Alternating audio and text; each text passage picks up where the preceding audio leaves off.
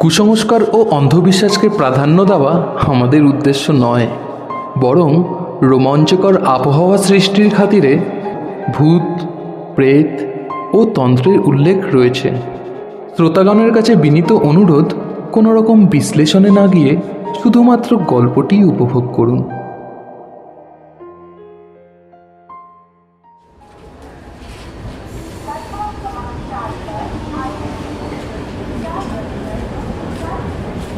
সেবার হরিদ্বার থেকে ফিরছি।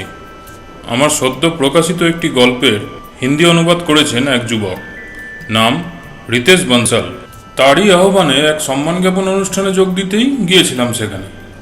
তো সেই যুবকটি সকলের সামনে বলল, मुझे ये कहते हुए बहुत गर्व महसूस हो रहा है कि मैंने जिनकी लिखी एक कहानी को हिंदी में अनुवाद किया है, वो महान बंगाली लेखक हम सब के प्यारे श्री रामकृष्ण दास महोदय आज हमारे बीच उपस्थित हैं। मैं उनसे गुजारिश करता हूँ कि आप सबके समक्ष दो शब्द कहें। कृपया तालियों के साथ उनका स्वागत किया जाए।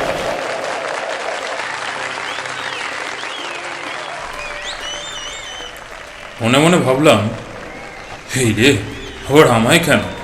তাও উঠে কিছু কথা বললাম। যাই হোক, কালকের রাতটা ভালোই কাটলো।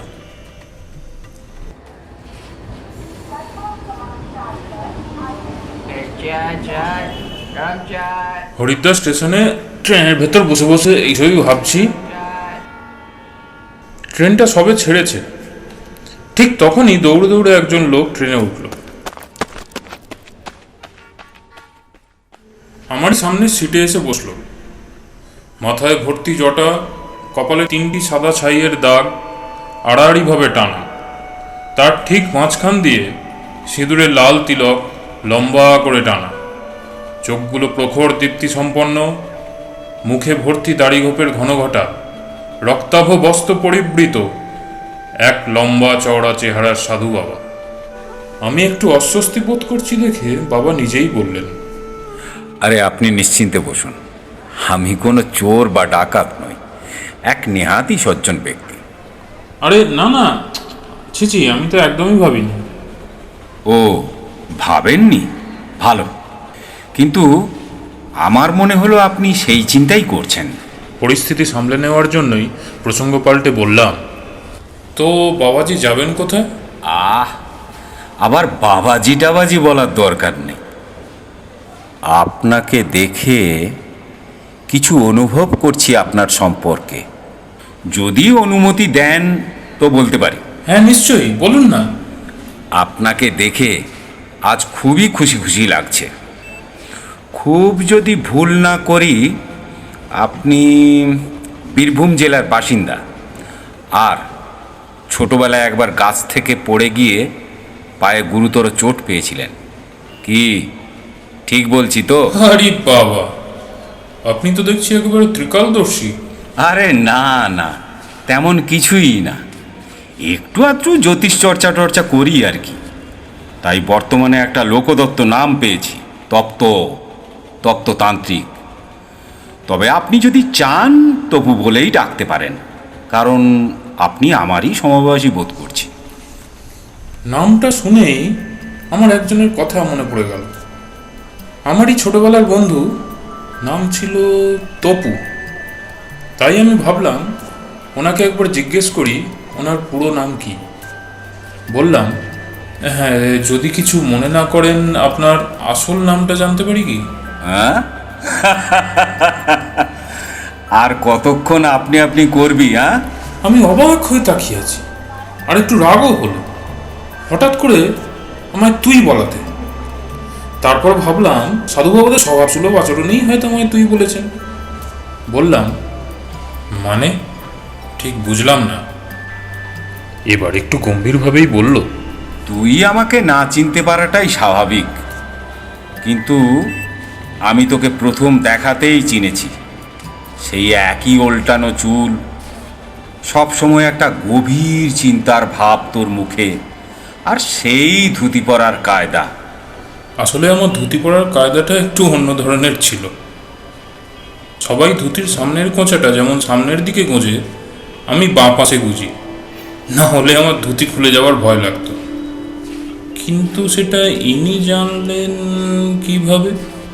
এই ভেবে আর ওর নামের সাথে আমার বন্ধুর নামের মিল পেয়ে বলেই ফেললাম, আপনার মানে তোমার নাম কি তপ্তকেশ্বর ব্যানার্জি?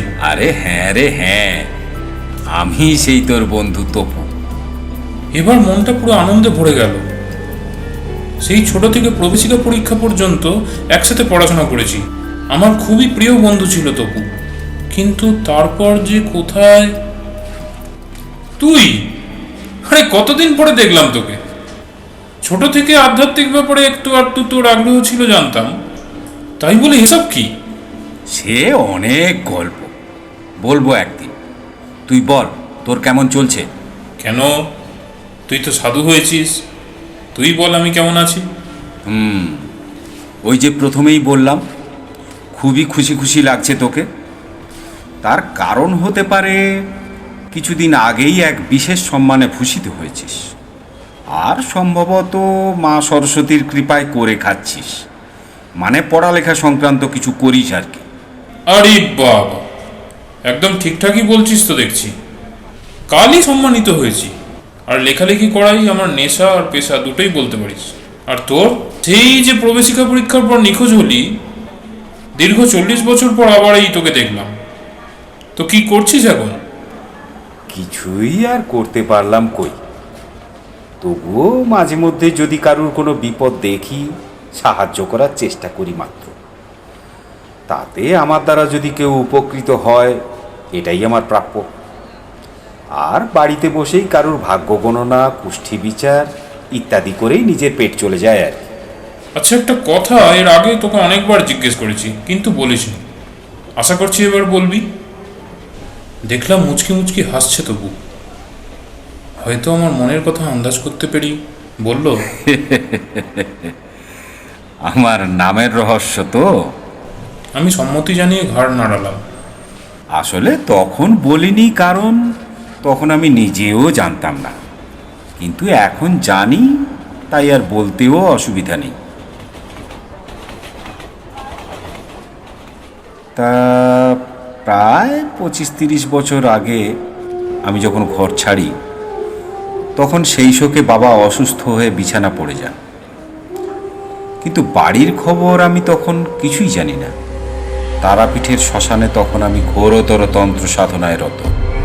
হঠাৎ আমাদের গ্রামেরই এক কাকার সাথে দেখা হয় ওখানেই।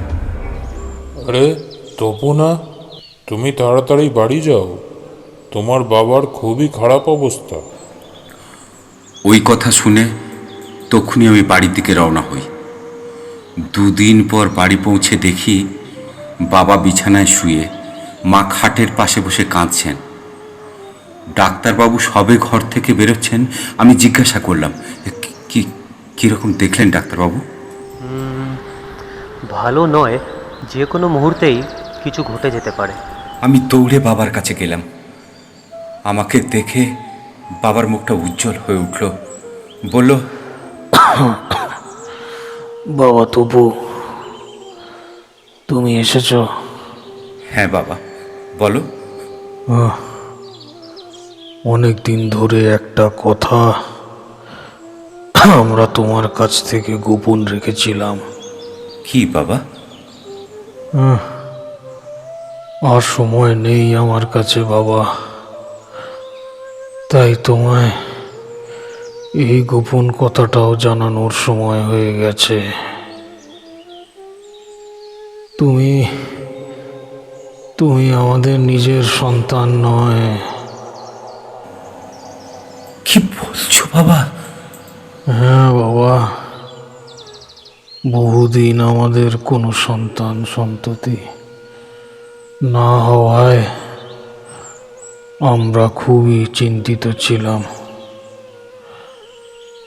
তাই তখন আমরা বহু মন্দিরে ঘুরে ঘুরে মানত করেছি, পুজো দিয়েছি। সেই রকমই একদিন আমাদের গ্রামের অনতি দূরে বক্রেশ্বর মন্দিরে পুজো দিতে গেছি।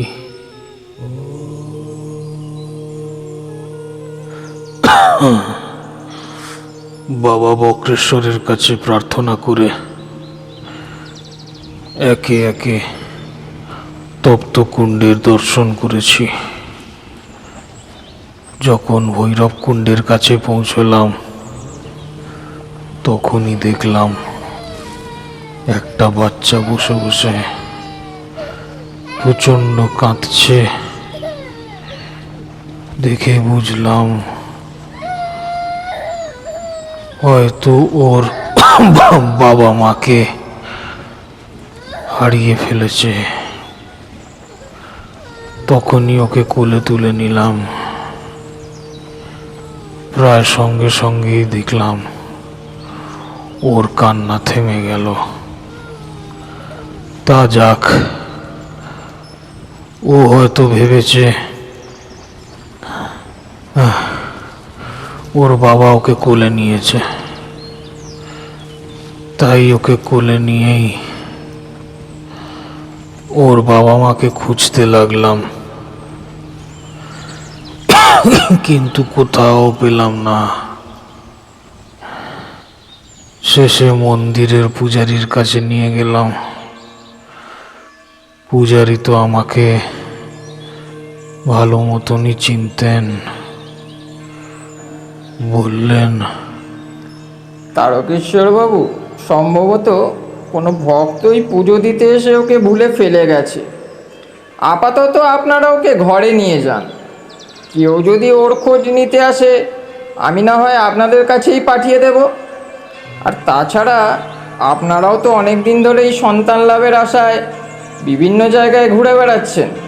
ধরে নিন না, বাবা ভোলেনাথ আর মা তারাই ওকে আপনাদের কাছে পাঠিয়ে দিয়েছে।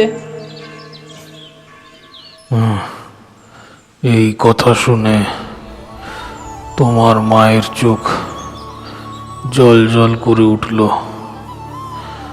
তাই একটু দোলাচলে পড়ে গেলাম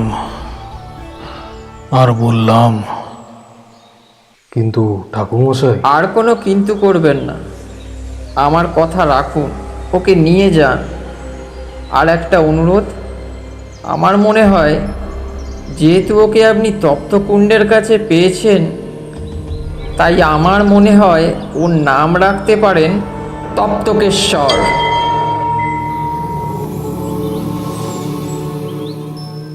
বাহ ঠাকুরমশাই, খুব সুন্দর একটা নাম দিলেন তো আপনি।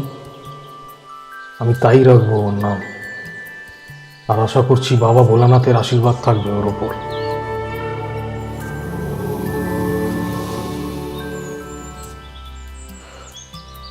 এই বলে তোমাকে ওখান থেকে নিয়ে আসি বাবা। তারপর থেকে আজ পর্যন্ত দীর্ঘ 20 বছর কেটে গেছে, কিন্তু কেউই আসেনি তোমার খোঁজ নিতে। বাবা, এবং আমরাও কোনোদিন তোমাকে বুঝতে দিইনি যে তুমি আমাদের সন্তান নও। হ্যাঁ বাবা, এই কথা আজ তোমাকে জানাতে পেরে যেন একটা বোঝা নামাতে পারলাম। বাবা, আশা করছি তুমি আমাকে বা তোমার মাকে ভুল বুঝবে না, কি বলছো বাবা? আর আমার অনুপস্থিতিতে মায়ের খেয়াল রাখবে। বাবা,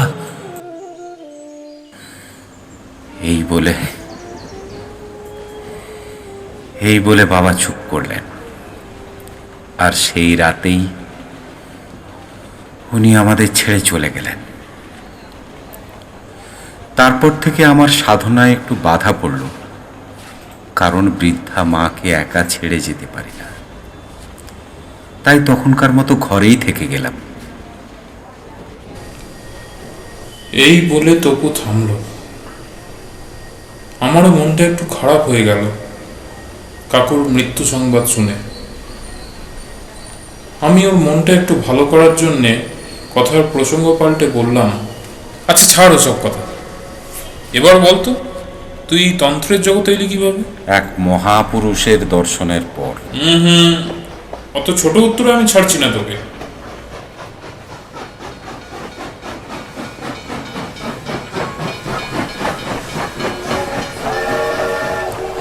ট্রেনটা একটা স্টেশনে এসে থামলো। গরম সমোসে, সমোসে, গরম সমোসে, গরম চাই। তপু বলল, কিরে, খাবি নাকি চা? হ্যাঁ, তবে আমি খাওয়াবো। ট্রেনটা আবার এগিয়ে চলল। তপু চায়ের ঘরে এক চুমুক দিয়ে বলা শুরু করলো, তোর নিশ্চয়ই মনে আছে যে প্রবেশিকা পরীক্ষার শেষ পরীক্ষাটি আমি দিতে পারিনি। হ্যাঁ, তখনই তো তোর খুব শরীর খারাপ হলো। দীর্ঘ কয়েকদিন তোর বাড়ি থেকেই তো তোর সাথে কারোর দেখা করতে দিচ্ছিল না। আর তারপর আমরা গ্রামের বাড়ি ছেড়ে চলে গেলাম শহরে, আর তোদের সাথেও যোগাযোগ ছিন্ন হয়ে গেল। 1 মাস। কি? হ্যাঁ, দীর্ঘ 1 মাস ভুগেছিলাম আমি। কি বলছিস? কি হয়েছিল?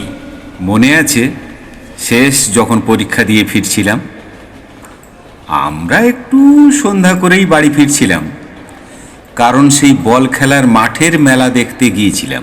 হ্যাঁ, মনে আছে বই কি। তারপর আমার বাড়ির কাছে এসে আমি ঘরে ঢুকে পড়লাম, আর তোকে বললাম সাবধানে যাস, বাঁশবনের দিক দিয়ে যাস না। আর সেই দিনের পর থেকেই তো তোর সাথে কাউকে দেখা করতে দেয়নি কাকু। বলছি সব বলছি। তুই ঘরে ঢুকে যাওয়ার পর কি মনে হলো আবার অতখানি ঘুরে বাড়ি যাব? এই বাঁশবনটা পার করলেই তো আমাদের বাড়ি। এক ছুট লাগালাম। ঠিক যখন বাঁশবনের মাঝামাঝি, তখন একটা কিছু কারণে যেন আমার ছোটার গতি কমতে লাগলো এবং আমি প্রচণ্ড হাঁপিয়ে গিয়ে দাঁড়িয়ে পড়লাম। একটু দম নিয়ে চারপাশটা একবার দেখলাম। নিকষ কালো অন্ধকারে ছেয়ে গেছে। আমার ভয় হতে লাগলো। হঠাৎ দেখলাম বিশালাকার কালো ধোঁয়ার কুণ্ডলীর এক চেহারা আমার সামনে দাঁড়িয়ে আছে।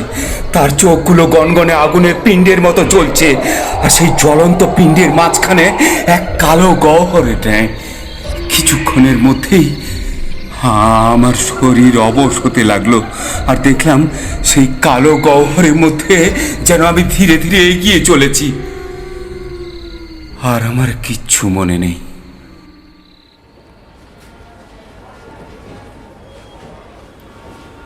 পরে আমি বাড়ি ফিরছি না দেখে বাবা আরও কিছু গ্রামের লোকেদের নিয়ে খোঁজাখুঁজি করে আমায় সেই বাঁশবন থেকে তুলে আনে। এরপর থেকে আমার স্মৃতিশক্তি কেমন যেন হয়ে গেল। শুধু সকালে কি করতাম, কি ঘটতো তাই মনে থাকতো, কিন্তু সন্ধ্যা হওয়ার পর আর কিছুই মনে থাকতো না। পরে বাবার থেকেই বাকি ঘটনা শুনি। 20 দিন ধরে বিভিন্ন ডাক্তার, বৈদ্য সব চলল। কলকাতা থেকে বড় বড় ডাক্তার আনানো হলো, কিন্তু আমার জ্বর আর কিছুতেই সারে না। সকালের দিকে ঠিক থাকলেও সন্ধ্যার পর থেকে আমার শরীর ক্রমশ দুর্বল হতে থাকে, জ্বর আসে। আর সবচেয়ে অদ্ভুত ব্যাপার হলো আমার শরীর যেন আস্তে আস্তে কালো হয়ে যেত। আবার সকাল হতেই সব স্বাভাবিক। শুধুমাত্র সামান্য জ্বর থাকতো, তাই বাইরেও বেরোতে দিত না, আর কারোর সাথে দেখাও করতে দিত না। মা তখন বাবাকে বলল, একবার ওকে মহাশ্মশানে ঠাকুরপোর কাছে নিয়ে যাও না, যদি কিছু হয়। আসলে আমার বাবা ছিলেন শিবের উপাসক, কিন্তু এসব ঝাড়ফুঁক, তন্ত্রমন্ত্র একদম সহ্য করতে পারতেন না। তাই আমার ছোটকার সাথে প্রায়ই অশান্তি লেগে থাকতো, কারণ ছোটকা তারাপীঠের মহাশ্মশানে সন্ন্যাস গ্রহণ করেছিলেন। এই অশান্তি থেকে মুক্তি পেতে ছোটকা একদিন ঘর ছেড়েই চলে গেলেন এবং সেই মহাশ্মশানেই আশ্রয় নিলেন। তাই মায়ের কথায় প্রথমে রাজি না হলেও এক প্রকার বাধ্য হয়েই বাবা আমায় নিয়ে গেলেন মহাশ্মশানে। ছোটকার নাম ছিল ত্রিলোকেশ্বর ব্যানার্জি, কিন্তু সন্ন্যাস গ্রহণের পর কি নাম হয়েছিল তা আমরা জানতাম না, তাই প্রথমটায় খুঁজে পেতে একটু অসুবিধা হলো। তারপর একজন লোকের সাথে দেখা হলো যে বাবাকে চিনত। তাকে বাবা ছোটকার কথা বলতেই ও বলল, উনি এখানে ধ্রুবতারা নামে পরিচিত। আপনি এখান থেকে ডান দিকে বেঁকে একটি ছোট পর্ণকুটির দেখতে পাবেন, ওটাতেই উনি থাকেন। সেখানে গিয়ে দেখলাম একজন সাধু আমাদের দেখেই একটু চমকে উঠে এগিয়ে এসে বলল, আরে দাদা, তুমি এখানে? আর তপু, এ কি অবস্থা হয়েছে তোর? বাবা ছোটকার হাত দুটো ধরে কেঁদে ফেলল, বলল, তিলু, তিলু আমার ছেলেটাকে বাঁচা ভাই। আজ রাতে তোমরা এখানেই থেকে যাও, আমি দেখতে চাই ওর রাতের অবস্থাটা। তারপর দুপুর গড়িয়ে বিকেল থেকে সন্ধ্যা হলো। আবার আমার শরীর দুর্বল হতে লাগলো। ছোটকা তখন বাবাকে বলল, আমি তপুর জন্য একটা যজ্ঞ করতে চাই।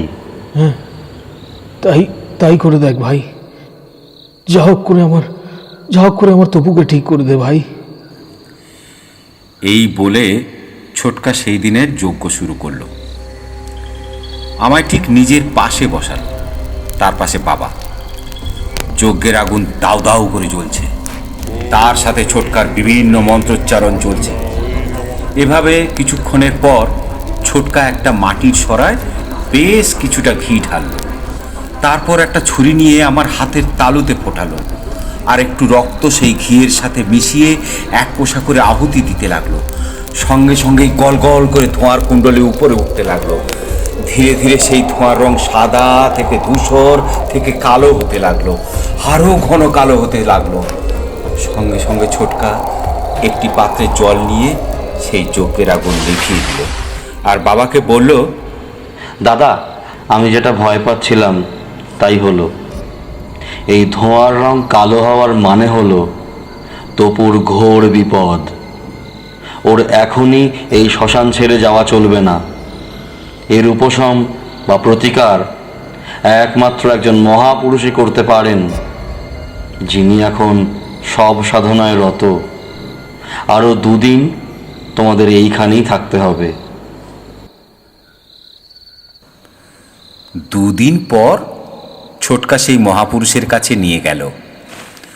গভীর জঙ্গলের ভিতরে এক পঞ্চমুণ্ডির আসনে বসে ছোটোখাটো দোহারা চেহারার একজন মানুষ, চোখ দুটি বোঁজা, গভীর ধ্যানে মগ্ন তিনি। তার চেহারা ছোটোখাটো হলেও শরীর থেকে যেন দিব্য জ্যোতি ঠিকরে বেরোচ্ছে। ছোটকা বলল, দাদা, তোমরা এখানেই দাঁড়াও, আমি বাবার কাছে গিয়ে আদেশ নিয়ে এসে তোমাদের নিয়ে যাব। আমরা অপেক্ষা করতে লাগলাম। দেখলাম ছোটকা সাধু আবার সামনে গিয়ে চুপচাপ দাঁড়িয়ে রয়েছে। কিছুক্ষণ পর তিনি চোখ খুলে কিছু জিজ্ঞেস করলেন। ছোটকা আমাদের দিকে দেখালো। সাধু বাবা হাতের ইশারায় আমাকে ডাকলেন। আমি বাবার হাত ধরে কাছে এগিয়ে গেলাম।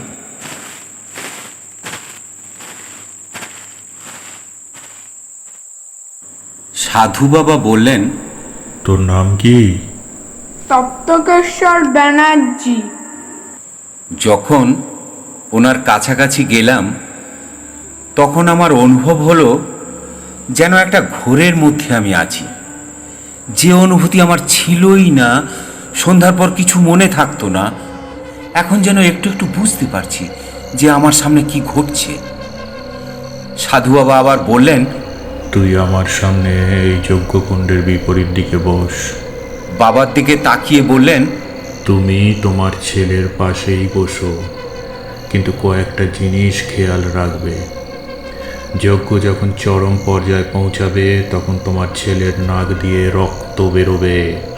তোমার কাজ হবে সেই রক্ত একটা মাটির সরায় ধরে রাখা, কিন্তু খবরদার ওই রক্ত যেন এক ফোঁটাও মাটিতে না পড়ে, আর তোমার ছেলে যাতে কোনো মতেই শুয়ে না পড়ে। আর হ্যাঁ, একটা কথা তোমাদের দুজনকেই বলে রাখি, যজ্ঞ চলাকালীন হয়তো তোমরা অনেক কিছুই দেখবে আর শুনবে, কিন্তু তার ফলে যেন কোনো মতে ওই স্থান ছেড়ে উঠবে না। বাবা বলল, আমিও শিবের উপাসক, আমার নাম তারকেশ্বর। কোনো কিছুকেই আমি ভয় পাই না। জয় তারা, জয় জয় তারা।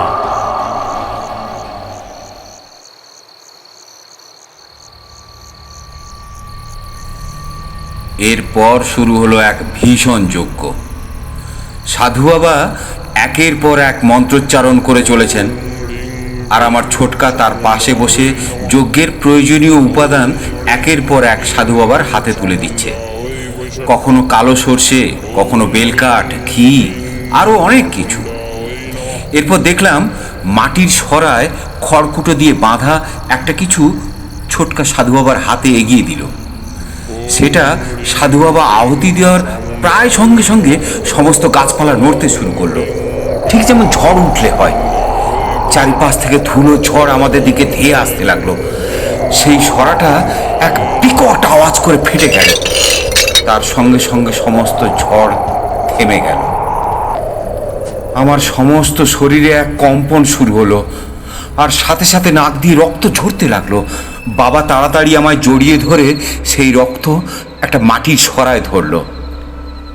সঙ্গে সঙ্গে দেখলাম যজ্ঞের ধোঁয়া আস্তে আস্তে কালো হয়ে আমার দেখা সেই কালো ধোঁয়ার শরীর ধারণ করেছে। তার চোখগুলো জ্বলছে আগুনের মতো, আর জ্বলন্ত চোখের ঠিক মাঝখানে সেই কালো গহ্বর। এবার সাধু বাবার গুরু গম্ভীর গলা শুনতে পেলাম, তুই আজই ওই ছেলের শরীর ত্যাগ করবি, আর যে তোকে পাঠিয়েছে তার কাছে ফিরে যাবি। এবার শুনলাম একসাথে ৩-৪ জনের অত্যন্ত কর্কশ গলায় কেউ বলছে, আমায় যে ডেকেছে সে নিজের আহুতি দিয়েই আমায় ডেকেছে, তাই আমি তার কাছে ফিরে যেতে পারবো না। আর 10 দিনেই এই ছেলেটাকে নিয়ে যেতাম, কিন্তু যবে থেকে ওই পবিত্র স্থানের মধ্যে এসেছে, ওর উপর থেকে আমার প্রভাব কমতে শুরু করেছে। তাই ছেড়ে দে ওকে, আমার কাছে ছেড়ে দে। এবার দেখলাম সাধু বাবা একটা বড় লালচেলি কাপড়ের ভেতর কয়েকটা সিঁদুর মাখানো লেবু রেখে সেটি লাল সুতো দিয়ে বেঁধে কিছু মন্ত্রোচ্চারণ করতে করতে সেই আগুনের দিকে ছুঁড়ে দিলেন। সঙ্গে সঙ্গে এক বিকট চিৎকার করতে করতে সেই কালো ধোঁয়ার শরীর ধীরে ধীরে উপরের দিকে মিলিয়ে গেল।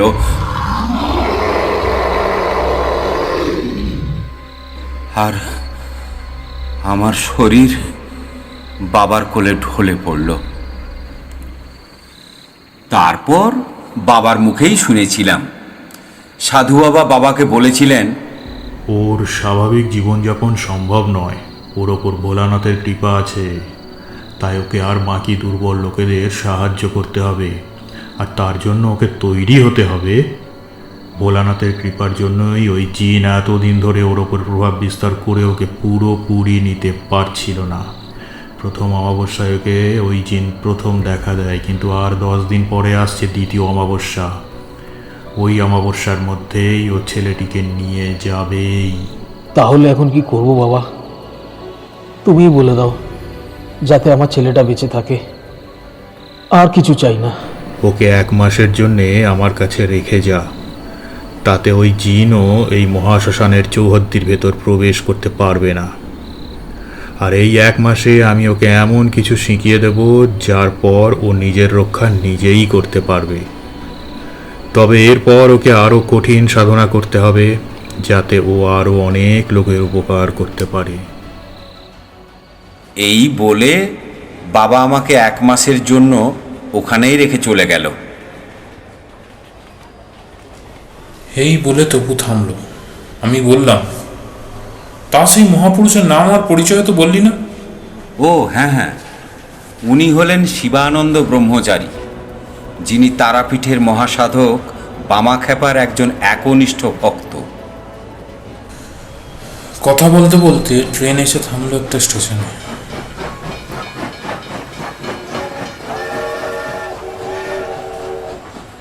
তপু ব্যস্ত হয়ে নেমে গেল সেই অচেনা স্টেশনে। যাওয়ার আগে আমায় ওর কলকাতার বাড়ির ঠিকানা দিয়ে গেল, আর বলে গেল, সাবধানে থাকিস, কলকাতায় আমার সাথে দেখা করিস। কিছু বছর পর তোর এক মহা সংকট দেখতে পাচ্ছি, তার প্রতিকার করার চেষ্টা করব। আসি, হ্যাঁ? আমি বোকার মতো তাকিয়ে রইলাম ওর দিকে। সে তখন সোজা এগিয়ে চলেছে কারুর কল্যাণের উদ্দেশ্যে। আমার বন্ধু তপু, তপ্ততান্ত্রিক।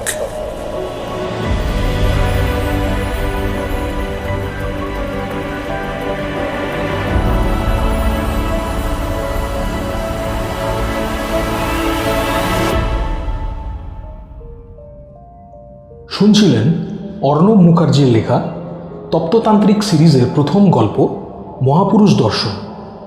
বিভিন্ন চরিত্রে অভিনয় করেছেন দেবাশিস, অরিন্দম, অভিষেক, চিরঞ্জিত, রমনদীপ, শুভপ্রিয়, সৌনক, পায়েল ও অর্ণব। শব্দগ্রহণ ও আবহ সঙ্গীত অর্ণব, পোস্টার ডিজাইন শুভপ্রিয়।